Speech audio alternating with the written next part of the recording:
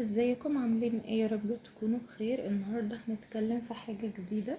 الحاجة دي ليها علاقة بالناس اللي عايزة تتعلم التارو، عايزة كده تاخد التفسير، تفهمه وتستوعبه من مكان واحد، من غير ما تدور على كل معلومة في حتة تجيبها من الكتاب ده او الكتاب ده. فاحنا النهارده هنتكلم ان شاء الله يعني في التفاصيل كلها، يعني ان شاء الله مش هنسى حاجة، هتسهل الدنيا على الشخص اللي ناوي يتعلم. هو لطيف وسهل، مش شايفة ان في حاجة معقدة خالص. الناس اللي بتتكلم، هو حفظ ولا فهم؟ هو الاتنين. في اساسيات عندنا لازم نكون حافظينها، وفي حاجات لازم اوريدي نكون فاهمينها، نفسرها، ربط الكروت، كل ده هيبان قدام. مش هينفع نتكلم عنها في اول كارت عشان الموضوع هيبان معقد. فاحنا كده هنبتديها بسلاسة كده، واحدة واحدة، نشوف البداية بالنسبة لنا هتكون ايه. للوهلة الاولى كده، ده الديك بتاع الرايدر ويت، ده القديم، في منه واحد الوانه اوضح وفي واحد كلاسيك زي ده. تمام. اول حاجة هنبص فيها في تفاصيل بتبقى اساسية في الكارت، وفي ديكات بتبقى مختلفة. فاحنا هنتكلم في الاساسي الاول ونفهم الاساسي ده وراه ايه. طيب، اول حاجة ده كارت زفول اللي هو الاحمر. الكارت ده لو واخدين بالنا رقمه زيرو، الرقم بتاعه زيرو، وساعات بتكون علامة انفينيتي اللي هي علامة اللانهاية، فمش مترقم يعني، ولا واحد ولا اتنين ولا تلاتة. تمام. الكارت ده لو جه في يس ونو بيبقى معناه اه او لا. الناس اللي بتسأل سؤال بهل او لا، معناه تمام. صريحة، ما بتحتاجش توضيح، ما بتحتاجش تفسير، ما بتحتاجش حاجة، لان ده كارت من الكروت. مش هقول ايجابية ومش هقول سلبية، بس كارت اللانهاية احسن حال في حقه.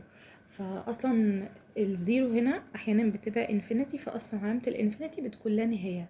فاول حاجة كده نكون عارفينها وفاهمينها، واوريدي لازم نكون حافظينها، ان ده معناه يس. يعني لو جه في يس اور نو معناه يس، معناه تمام.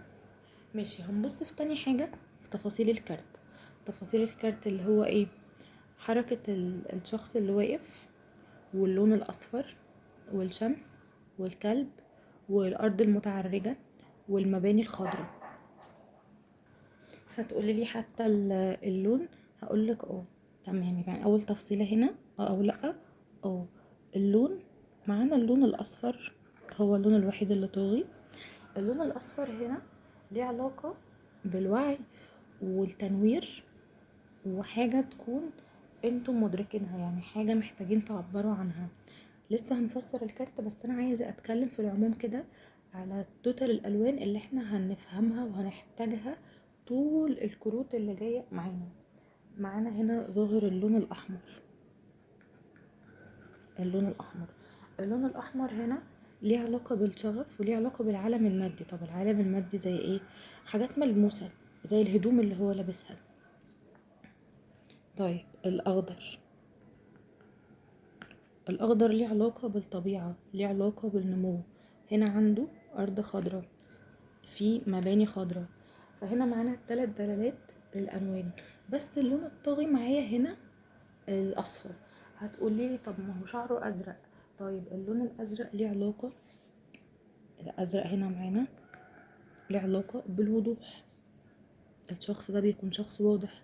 كل ده احنا بنتكلم في اساسيات، لسه ما دخلناش في كارت. تمام. الحركة بقى بتاعت الشخص اللي هنا دي تركة اسمها تركة التفاصيل. على حسب الشخص، واقف لقدام ولا واقف مستعد ولا بيتحرك يمين ولا واقع. طيب الشخص ده واضح كده ان هو مستعد، ماشي لقدام، فهنا في طاقة استعداد. طيب هتقولي ما تكلمتيش على الكلب اللي واقف تحت. الكلب هنا بيعبر عن غريزة، على حسب بقى غريزة الشخص اللي انتوا بتسحبوا عنه في الوقت ده هتكون ايه. وممكن اصلا يكون تحذير. يعني احنا لو برضو ركزنا في تركة التفاصيل، الكلب هنا سوري بيحاول يحذر صاحبه، فهنا في هنا تحذير. فالكارت ده لو ظهر في طاقة حد كده، ممكن يكون هيجيلك تحذير من حد، ممكن هيجي اشارة محتاج ان انت تفهمها، ممكن محتاج هتجيلك اشارة محتاج ان انت ما تتخطاهاش. فالكلب هنا التركة بتاعته تحذير. طيب هتقولي لي وهو قبل التحذير؟ لا، هو ما قبلش التحذير، هو اصلا في حالة غفلة، فهو ما قبلش تحذير الكلب. تمام، انا شايفة كده ان الوضع لسه سلس معانا، احنا لسه ما قلناش حاجة تتكتب او حاجة تتحفظ، احنا لسه بنشرح البداية. تمام. شايفين هنا الشنطة اللي الأحمق لابسها؟ أي حد مسافر بيبقى معاه حاجات كلها هو محتاجها، فهنا هنقول انه معاه الاربع رموز. الاربع رموز اللي هو ايه؟ العملات، البنتكلز، الاكواب اللي هي الكؤوس الكابس، والعصيان الوندس، والسيوف السوردس. دي الاربع حاجات اللي هو محتاجها، واي شخص بيحتاجها في سفره. طيب احنا قلنا اللون الاصفر في اول حاجة كان الوعي والادراك، فهنا بيدل عن الوعي، وفي شمس كمان على فكرة، والشمس اللي فوق دماغه دي ليها علاقة بالشاكرات. طيب ايه الشاكرات دي؟ خدوها من باب العلم للشيء. طيب زفول هنا الشاكرة بتاعته ايه؟ هتكون التاج. طيب التاج دي بتعمل ايه؟ ليها علاقة بالتقاء ارواح. مش عارفة ايه الخط اللي زي الزفت ده، بس يلا، كل ده احنا بنتكلم في شرح وتفاصيل. تمام. قلنا حركة الشخص، قلنا الكلب اللي بيحذر، نتكلم في شكل الارض. طب والله الكارت لو ثابتة في نوع من انواع الامان. طيب لو في ميه حواليه ليها علاقه بالمشاعر. طيب لو في هوا حواليه كلام. طب لو نار في انفعال. طيب ماشي، لو بصينا للكارت ده الارض بتاعته مش ثابته، فالشخص ده الدنيا عنده مش احسن حاجه، الشخص ده مهمل، الشخص ده ما بيبصش تحت رجلي، الشخص ده ما بيقبلش التحذير. تمام، احنا كده خلصنا الشرح العام اللي اي حد محتاج انه يكون فاهمه قبل ما يبتدي يحفظ. طيب هتقولي تعليلي في الحفظ، ماشي. هنقول ايه بقى؟ ان الكارت ده في او لا معنى تمام، دي عارفينها، دي سهله. الورقه دي كسبانه دايما، اي حد بتطلع في طاقته فهو شخص كسبان. كارت اللانهايه، كارت الفرص الحلوه، كارت البدايه الجديده. لو جه في معنى عام او لشخص في طاقة عامة، لا، الشخص ده في احسن حال في حقه، في احسن وقت في حياته، عنده براءة اطفال، عنده حرية. كارت بيعبر عن الحرية، كارت بيعبر عن الرغبة ان هو يبتدي بداية جديدة، لانه مستعد، هو مستعد للسفر، مستعد للمغامرة، مستعد ان هو اوريدي بيتحرك، عنده طاقة تنوير. الشمس هنا منورة حياته، واللون الاصفر طاغي عليها. الشخص ده الشخص ده عنده امكانيات غير محدودة. هو على الابيض، على الفطره كده، عامل زي براءه الاطفال. هو ساذج، مشكلته ان ساذج ويضحك عليه بسرعه. يعني مش خبيث، مش توكسيك، مش خاين، مش غدار، لا، الشخص ده طيب وحظه حلو. الكارت ده لما بيظهر الحد ده بيكون حظه حلو. طيب حد بيسأل على شغل، هو انا هنفع في الشغلانه دي؟ ظهر له الكارت ده اول واحد، حظك حلو.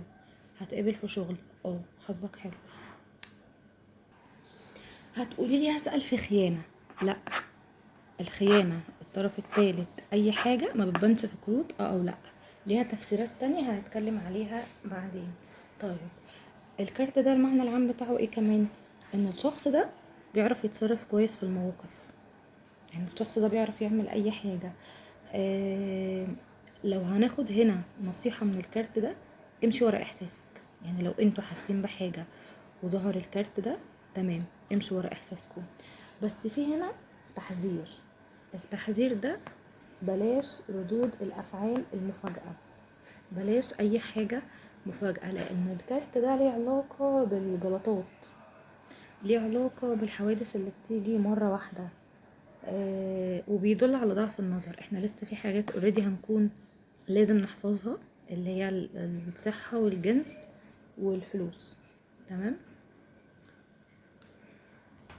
طيب ظهر لحد طاقة عامة او طاقة يومية، حد بيسأل عن طاقة يومه هتبقى عاملة ازاي، ظهر له زفول، طاقة تفاؤل، اليوم كويس، اليوم هيمشي كويس. طيب لو جه في علاقة حب، لو حد بيسأل على علاقة حب وجاله الكارت ده، الكارت ده لو الشخص ده سنجل هيبقى عنده بداية قصة جديدة وممكن تنجح، يعني اوريدي ممكن تكتمل، لان الشخص ده احنا قلنا انه بريء، حظه حلو، امكانياته غير محدودة زي ما قلنا على علامة الانفينيتي فوق اللي هي اللانهاية او الزيرو. تمام. لو جه في ارتباط، لو جه في ارتباط الشخص ده بيحبك، الشخص ده مهتم جدا بيك، الشخص ده بيخاف عليك، الشخص ده شايفك طفل على الفطرة، الزمن ما جاش عليك، او ما عندكش اي نوع من انواع الخبث، ما عندكش اي حاجة ممكن تلوث لك حياتك. طيب لو حد بيسأل في شغل وجاله الكارت ده، الكارت ده في الشغل في حاجتين، يا اما بداية جديدة لان احنا في الاول قلنا ده كارت بداية جديدة، يا اما ان انت محتاج تظبط وضعك في شغلك. الكارت ده اصلا وضعه مش متظبط، الكارت ده شخص باصص لفوق مش باصص تحت رجله، مهمل التحذير بتاع الكلب. فعشان كده احنا اتكلمنا في تفاصيل، بعد كده اتكلمنا في التفسير. تمام. انتوا محتاجين تحفظوا ايه؟ انتوا محتاجين تحفظوا المعنى العام والتفسير، الباقي باللي احساسكم هيجيبه. تمام. الشخص ده في الصحة ليه علاقة بالحوادث اللي بتيجي فجأة، حوادث عربية، آه، ده نتيجة ان الشخص ده اصلا مش بيركز. في ناس كده بتبقى ماشية زي الكارت ده مش مركزة، ويدل على ضعف النظر على فكرة، الشخص ده مش بيشوف كويس. طيب بيدل على ايه تاني؟ بيدل على الجلطات المفاجئة، لانه شخص ساذج، احنا قلنا في الاول ان هو شخص ساذج بيتعامل كده بلا مبالاة، بس طيب مش خبيث لان لسه الخبيث جاي وراه. تمام. تمام. طيب لو حد بيسأل في الجنس، لو في حد بيسحب على الجنس، هنقول ان الشخص اللي انت بتسأل عنه مندفع جنسيا وما عندوش خبرة في الجنس، بس بيحاول يبين انه عارف، ولسه بيحاول يكتشف حاجات جديدة، بس في المداري، مش ما بيعرفش يقول انا مش عارف. تمام. الكارت ده في طاقة العموم سواء في الجنس او في الحب او في الطاقة العامة، لو بتسأل على صاحبك، حد كويس قوي، وحد بيرضى بقليله، وحد بيحب كل اللي حواليه، واللي في ايده مش ليه. فلو هنتكلم على الكارت ايجابي ولا سلبي، لا هو ايجابي. الكارت ده ما يجيش سلبي ابدا. لو نزلنا كروت توضيحية في الفترة اللي جاية في التفسير، التفسير يختلف، بس لو هنتكلم على طاقة الكارت لوحده وسحبنا كارت واحد، الكارت ده الى حد ما كويس. طيب ده دك تاني، يعني لو حد لسه بيتعلم هيقول لي مثلا إيه الفرق بين التفسير ده والتفسير ده؟ مفيش ادنى فرق الا في الدكات المختلفة. يعني ايه؟ يعني رقم زيرو هو رقم زيرو، زفول هو زفول. التفاصيل هنا بسيطة، التفاصيل هنا كتيرة. يعني معناه ايه بقى اللي انتي بتقولي ده؟ يعني المعنى ده هو ده yes or no. yes معناها الشاكرة اللي موجودة شاكرة التاج، الشخص ده بريء، الشخص ده بيحبك، الشخص ده عنده بداية جديدة، الشخص ده لو بيسأل في شغل هيجيله، الشخص ده لو هو سنجل وبيسأل على علاقات عنده بداية جديدة وممكن تنجح، الشخص ده لو في الارتباط مهتم جدا بيك، الشخص ده في التحذير هنا بتاع الشغل محتاج ان هو يظبط وضعه، نفس ده هو ده. بس احنا محتاجين في الاساس نركن ده شوية، ده بتاع الناس المتمكنة، ده اللي هو الرايدر ويت، ايا كان الرايدر ويت ده او الكلاسيكي او المستحدث، النسخة المستحدثة بتاعته. تمام. يبقى احنا كده خدنا اول كارت زفول، معناه انفينيتي لا نهاية. الكارت ده هوائي، بيجي الابراج الهوائية. طيب لو اتكلمنا بقى على الكارت ده وهو مقلوب، ناس بقى نزل لها الكارت ده مقلوب، هيبقى ايه دنيته؟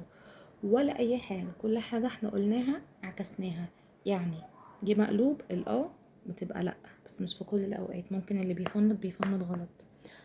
شخص توكسيك، الشخص ده غير مسؤول، الشخص ده سلبي، الشخص ده بياخد قرارات غلط، الشخص ده حظه هيبقى وحش جدا. فبلاش دلوقتي اي حد مبتدئ مش متمكن يركز في المقلوب والمعدول، خلينا نقول في المعدول والمقلوب عكسه، بس كده بسيطة. فاتمنى تكونوا استفدتوا من الفيديو، واللي محتاج اي حاجة يبعتلي، اللي محتاج الشرح مكتوب هحاول افيده بقدر الامكان. ما تنسوش تتفاعلوا على الفيديو.